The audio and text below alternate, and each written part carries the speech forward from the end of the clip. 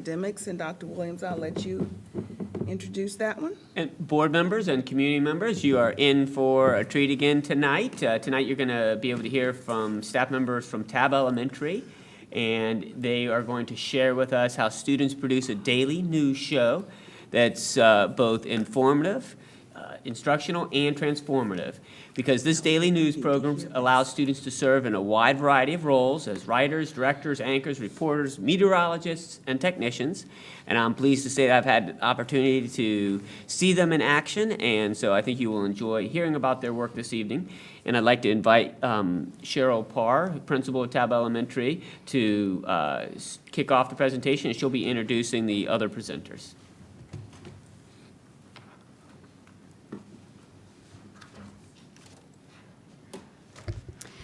Good evening, school board members and Dr. Williams. With me tonight are students and staff from our school, and we are excited to give you a sneak peek at the daily operations of WTES, Tabb Elementary's morning show. The typical morning announcements we used to listen to by intercom have evolved into the very best news production around, even operating on the level of the news shows that you watch at home each day.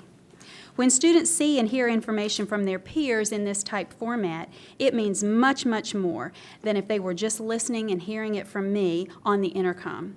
Here is Counselor Jen Richardson to tell you more. This is my 4th year helping bring a daily live morning show to teachers, staff, parents, and most importantly, students. When Mrs. Parr dreamed of making a morning show a reality, I was excited to combine my earlier career working at a television station with education.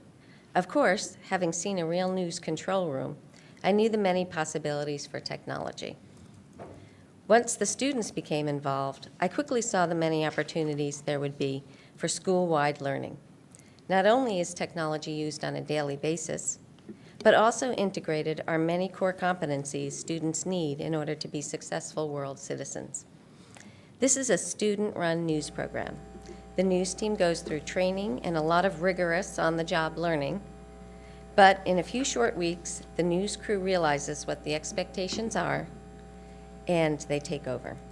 Here are 5th grade students Lainey Pratzner and Sean Overby, members of the news team. Good morning, Untitled. My name is Lainey Pratzner, and I'm Sean Overby. Today is Wednesday, October 23rd, 2013. Under God, indivisible, with liberty and justice for all. Did you know that the seahorse is the only horse to have a neck? And I'm Sean Overby. This is our 2nd year working on the morning show.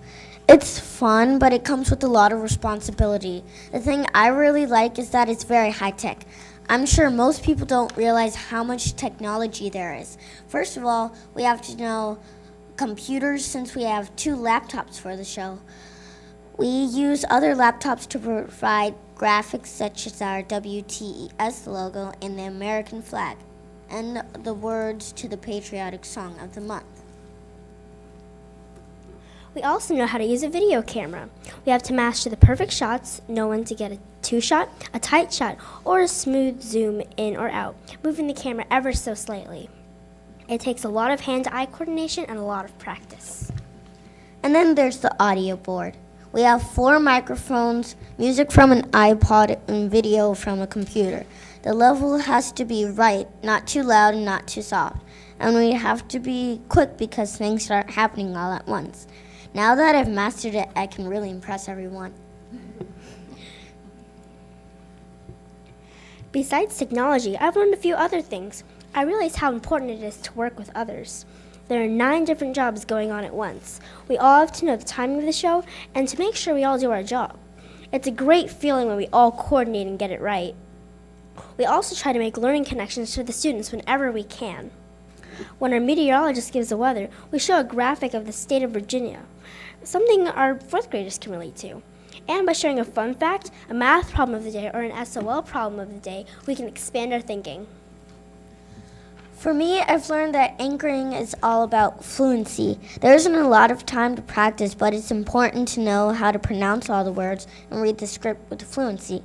This year is the first year the news crew has partnered with 5th graders to be responsible for investigating, researching, and writing the news show. What we read has to be well written. Here's my 5th grade teacher, Mrs. Maloney, to explain more.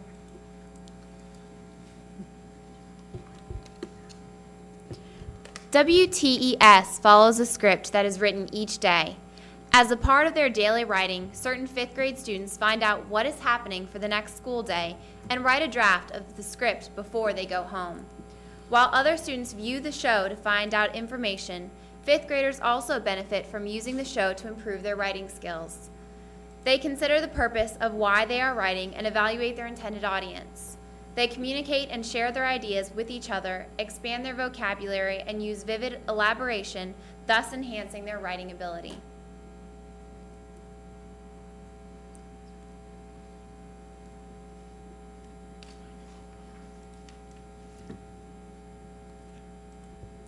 Finally, we've all learned to shake it off when we make a mistake. It's never fun to mess up in 650 kids and all of the staff, but we all do it. It only makes us better at it the next day. All right. This is National School Bus Safety Week. Safety. Always sit in the seat and thank the driver.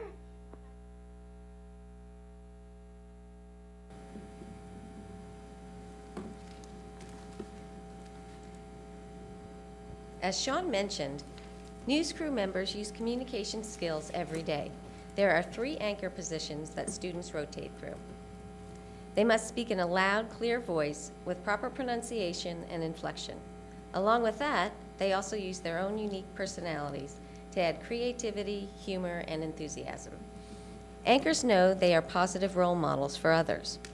For students, information coming from their peers is often more meaningful and motivational than if it had come from an adult. As the school counselor, the morning show is a great tool for promoting a positive school climate. Character education is important at Tabb. Each month there is a different character word, which is reinforced daily on the show. Students are also individually recognized on the show for being good citizens. Their acts of integrity, responsibility, and kindness are shared with every Tabb student, teacher, and staff.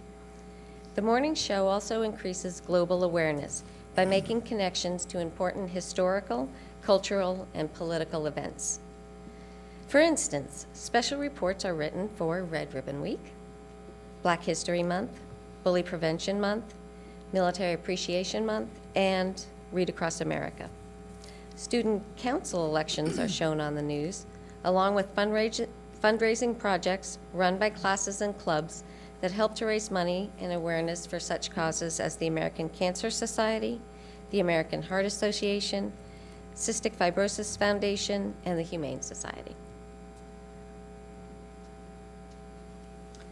Lastly, the morning show is a great tool for providing transformative learning experiences for all the students at Tabb. Classes that are working on special projects can show their hard work on the morning show. Some examples of this are kindergarten, 1st and 2nd graders working on the Monarch Initiative, 3rd graders performing an anti-bullying song, and 4th graders showing a series of videos promoting their school-wide composting project. Dr. Karen Yeldell, our assistant principal, will provide closing thoughts.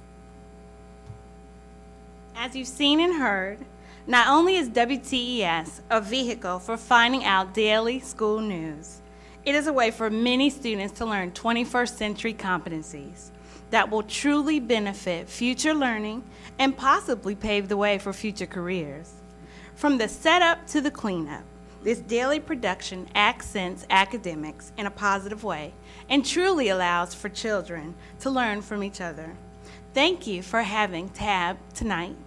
We will be happy to answer any questions you may have at this time. Fantastic presentation. Thank you. Board members, comments or questions? I could talk all night on this topic.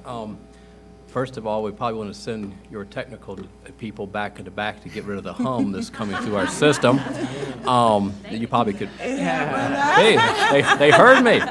And then we have some rather important people here from WHRO, so I'm sure they have applications to pass out to the young folk to work in their studios possibly or start programming at that level. But yeah, y'all have done a fantastic job at Tabb Elementary. Y'all, we listen to these accent on academics. And when you just, everyone's different and everyone's great, and this is just a good use of the technology we have before us. The students, I'm sure, and you could tell they just enjoy the heck out of it, and they're learning at the same time, and the entire student body's learning because of the topics you choose. Hats off to you, do wonderful work, just wonderful. Was it difficult, I guess, to get the project underway? I mean, I guess if you had a Seaford or I know that they do the morning shows too, but if you had a school that didn't have that capability, even if it's like in a different jurisdiction, how much time did it take to coordinate, put together, and actually get this thing rolling? The biggest thing was probably making sure that we got everything to work technology-wise with what we had at our building and then what we needed to then access. But after that, once we had our staff members on board to be able to show it every day and put in the time and commitment we needed to get it started, it seemed seamless. And there is a process for applying to be on the news show and interviewing the kids. Okay. So that takes a little bit of time. Great, thank you.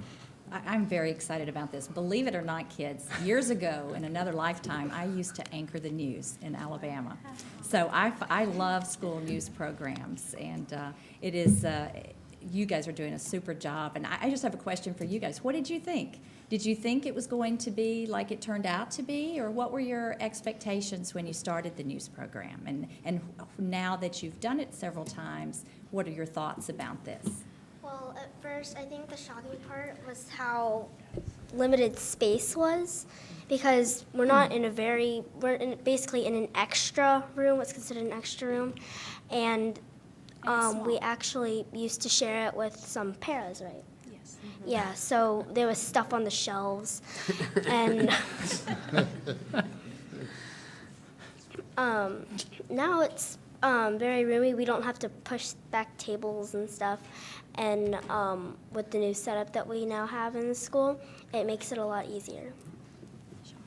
And also, it comes with a lot more responsibility than I thought. I just kind of thought it would be kind of fun to have like maybe a few technology and it would go school-wide at first, but it really comes with a lot more responsibility than I thought. Super. You're doing a wonderful job. Yes, you are. Has being a celebrity changed either one of you? Honestly, yes, it has. He was just elected our SCA president, so Gotcha. How long does a news show normally last? it varies day to day, but depending on the amount of announcements that we have, but I would say it's probably a 5 to 6 minute show. Okay. And we try to start it as soon as we can. That again varies by the time that buses arrive or that all the students that are cast for that day are there. But usually about 5 to 6 minutes or so. Thank you. Fantastic job. Do you find that as this has become more successful and other students are watching what's going on, that you have a lot more students who want to interview to buy into this project? Oh, absolutely, we do. What do you all want to say to that? A lot of children in the classroom raise their hands for the forms, and not a lot of children get in, and so it really does feel great when you do get in, because you have to fill out this sheet front and back and apply for whatever you feel like doing, being the crew or the anchor. And we try to expand who can be a guest on the show.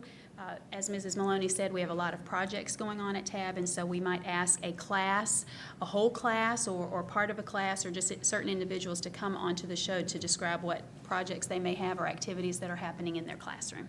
And it's actually expanded over the last 3 years to include more children. So the first year there was just 18 kids, and now we have probably 30 or so.